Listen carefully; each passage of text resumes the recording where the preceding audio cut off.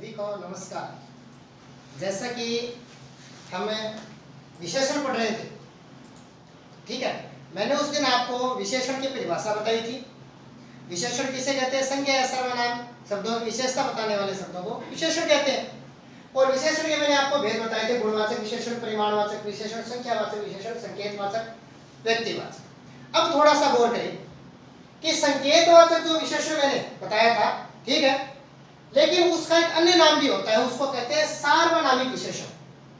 ठीक है, संकेतवाचक का दूसरा नाम सार्वनामिक भी होता है। कई बार क्या होता है कि जो भैया बहन है इसमें कंफ्यूज हो जाते हैं कि जैसे पेपर में आया सार्वनामिक विशेषण कैसे कहते हैं।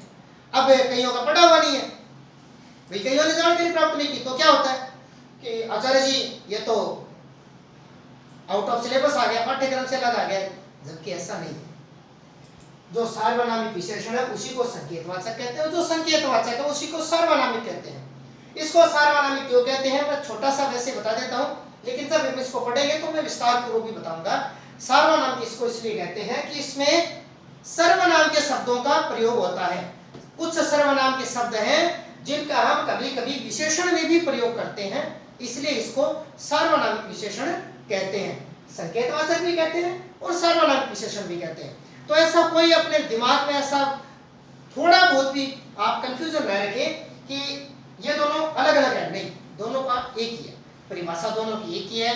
और जब हम इनको पढ़ेंगे तो मैं आपको इसमें विस्तार पूर्वक बता दूंगा, ठीक है।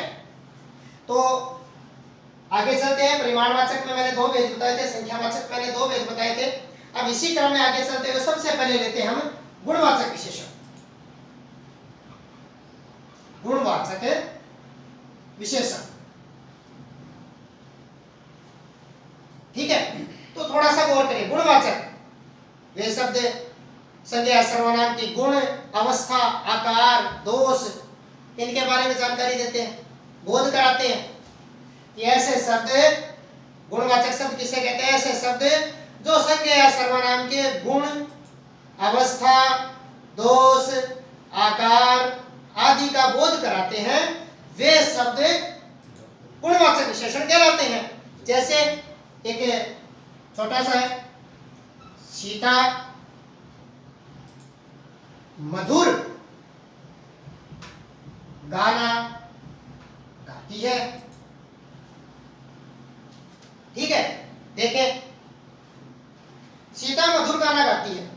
अब इसमें विशेषता प्रकट हो रही है किस शब्द के द्वारा? इसके द्वारा। एक और वाक्य ले ले,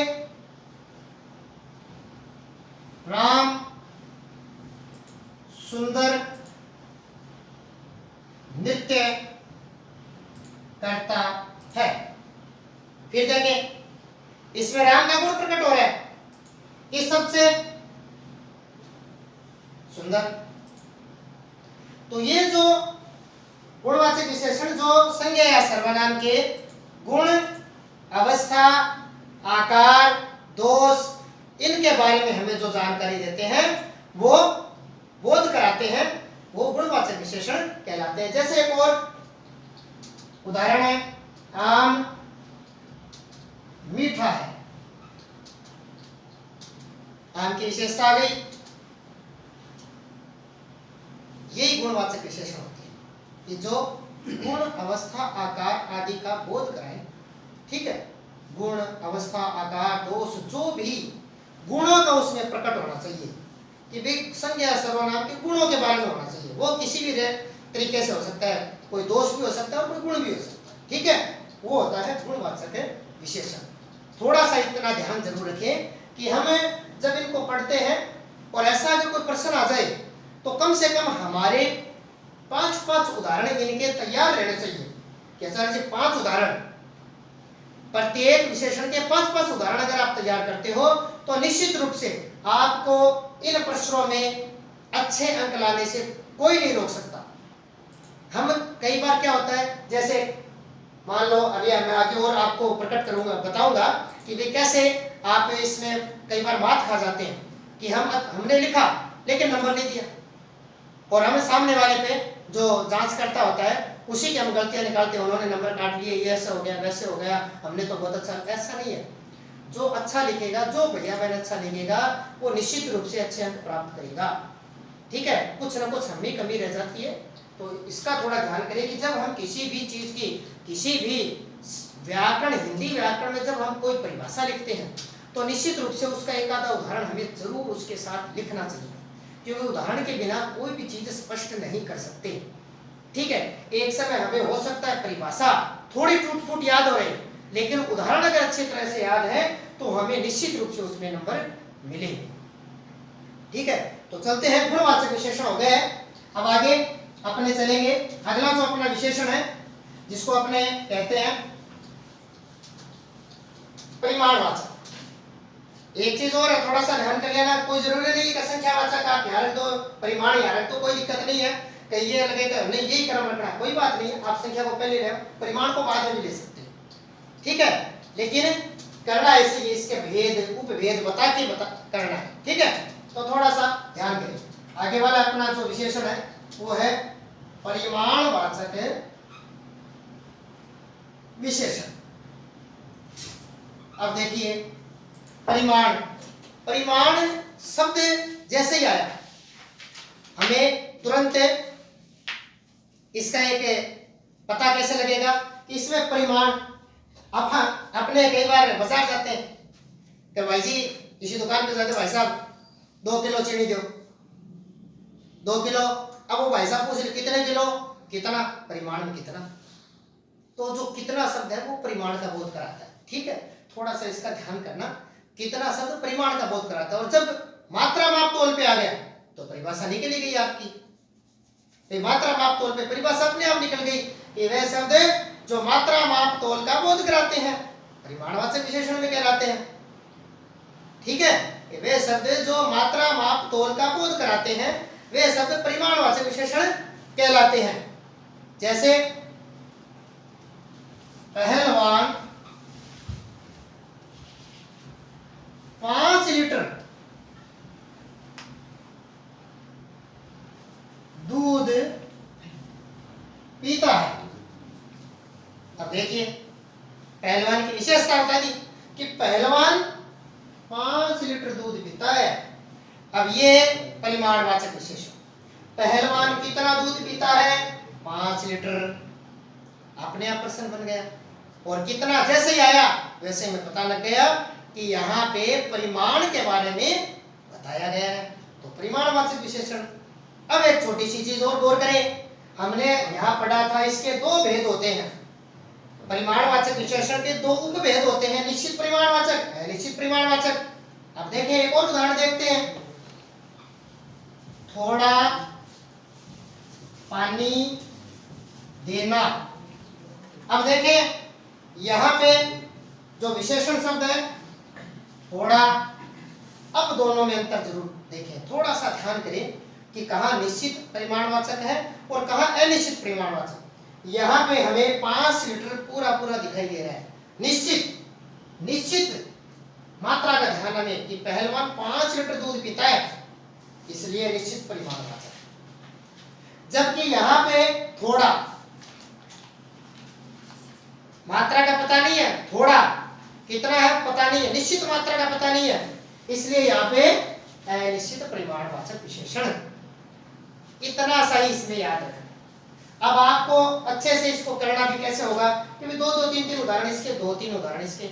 अब जैसे इसी का एक में, इसमें कौन सा हो गया, निश्चित परिमाणवाचक,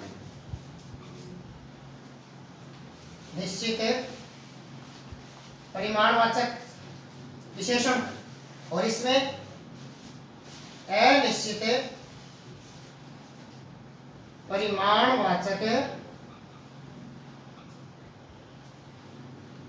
विशेषण।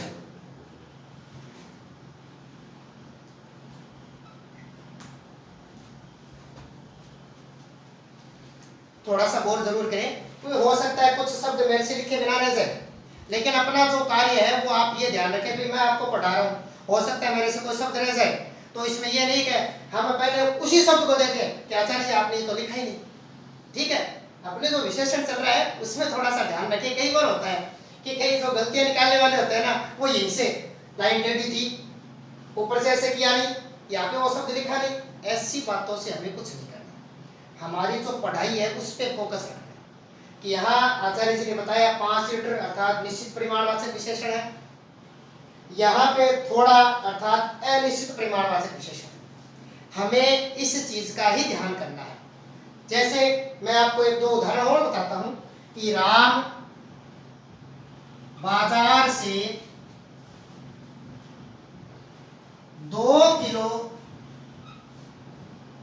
सेब लाया। ठीक है, चलो सेब थोड़ा ओल्ड हो गया, अभी जो मौसम चल रहा है, मौसम चल रहा है अभी आम का, तो क्यों ना ऐसा किया जाए, ये लाना है कुछ भी लाओ से अपने आम मंगा लिए।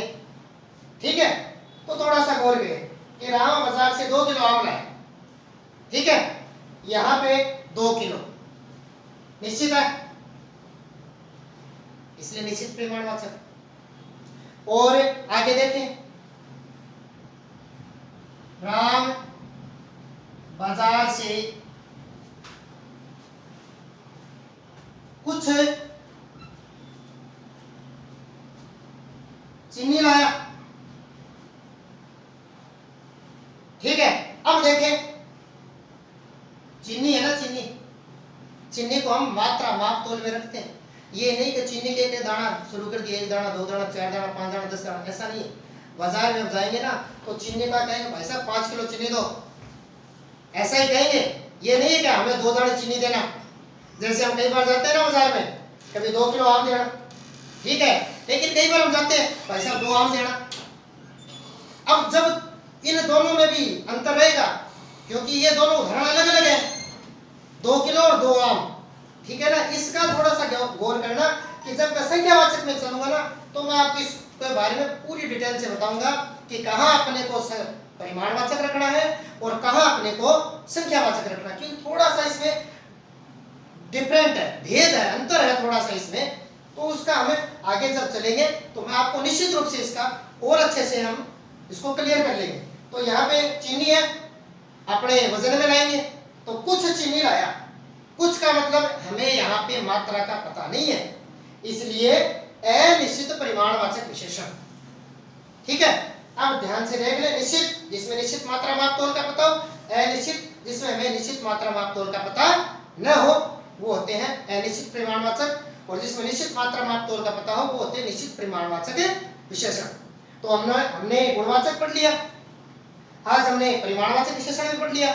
परिमाणवाचक और गुणवाचक विशेषण, इन दोनों का थोड़ा सा ध्यान करें कि अपनी अभ्यास पुस्तिका में गुणवाचक विशेषण के कम से कम 5 उदाहरण, कम से कम 5 उदाहरण, निश्चित परिमाणवाचक विशेषण के 5 उदाहरण, अनिश्चित परिमाणवाचक विशेषण के भी 5 उदाहरण, इस प्रकार 15 आप वाक्य स्वयं बनाएं और अपनी अभ्यास पुस्तिका में आपको उसको लिखना है। क्योंकि जब तक हम उसका अभ्यास नहीं करेंगे, लिखने का अभ्यास नहीं करेंगे कि भाई कैसे इसमें क्या गलती थी, गुणवाचक में कैसे होगा, परिमाणवाचक समझा दिया आपको। अब आपको ध्यान इतना ही देना है कि परिमाण आना चाहिए, मात्रा माप तोल का बोध होना चाहिए, संख्या का न हो। जैसे मैंने भी आपको 2 उदाहरण दिए थे ना, 2 किलो आम लाया, 2 आम लाया। ठीक है, इन दोनों में अंतर रहेगा, वो अंतर में आपको आगे वाले वीडियो में जब हमें संख्यावाचक विशेषण, संकेतवाचक या सार्वनामिक विशेषण और व्यक्तिवाचक विशेषण के बारे में पढ़ेंगे तो मैं आपको उस अंतर को भी और अच्छी तरह से समझा दूंगा, ताकि आप इसमें जो परिमाणवाचक और संख्यावाचक में जो अंतर रहता है वो आप समझ जाए। बहुत मामूली अंतर है, केवल वाक्य में अंतर रहता है कि वाक्य में कैसे कहाँ क्या आया, बस इतना ध्यान रखना। एक जरूरी विशेष चीज, अब देखिए मैंने आपको कहा था परिमाणवाचक विशेषण, परीक्षा में आया परिमाणवाचक विशेषण किसे कहते हैं, उदाहरण से समझाइए। अब अपने क्या करते हैं कि केवल परिमाणवाचक की परिभाषा लिखती ना, परिमाणवाचक की परिभाषा तो लिखनी है। ये परिमाणवाचक जिसमें मात्रा माप तोल का बोध होता हो, ऐसे शब्द जिनमें मात्रा माप तोल का बोध होता हो परिमाणवाचक विशेषण कहते हैं। पहलवान 5 लीटर दूध पीता है, परिमाणवाचक विशेषण। ठीक है, अब देखिए आगे नंबर पूरे लेने का तरीका। परिमाणवाचक के 2 भेद होते हैं। नंबर 1 निश्चित परिमाणवाचक, जिसमें निश्चित मात्रा माप तोल का बोध होता है, उसे निश्चित परिमाणवाचक कहते हैं। जैसे राम बाजार से 2 किलो आम लाया। निश्चित परिमाणवाचक कि ऐसे शब्द जिनमें निश्चित मात्रा मापतोल का बोध होता है। राम बाजार से 2 किलो आम लाया। ठीक है। अनिश्चित परिमाणवाचक कि जिसमें निश्चित मात्रा मापतोल का बोध नहीं होता है। अनिश्चित परिमाणवाचक जैसे थोड़ा पानी देना। राम बाजार से कुछ चीनी लाया। यहाँ पे परिमाण तो हो रहा है लेकिन अनिश्चित हो रहा है, कितना हो रहा है हमें पता नहीं है, इसलिए ये हो गया अनिश्चित परिमाणवाचक। और जब आप इतना बड़ा पूरा कर दोगे तो आप निश्चित रूप से पूरे नंबरों के हकदार हो जाते हो। गड़बड़ क्या होती है कि हम केवल परिमाणवाचक विशेषण की परिभाषा लिख देते हैं और फिर हम सोचते हैं कि आचार्य जी नंबर दें। बिल्कुल आचार्य जी उसमें नंबर देते हैं, लेकिन आप जितने चाहते हो उतने नहीं मिलते हैं, उससे नंबर कम मिलते हैं। क्यों? क्योंकि आपने प्रश्न को अदा किया है।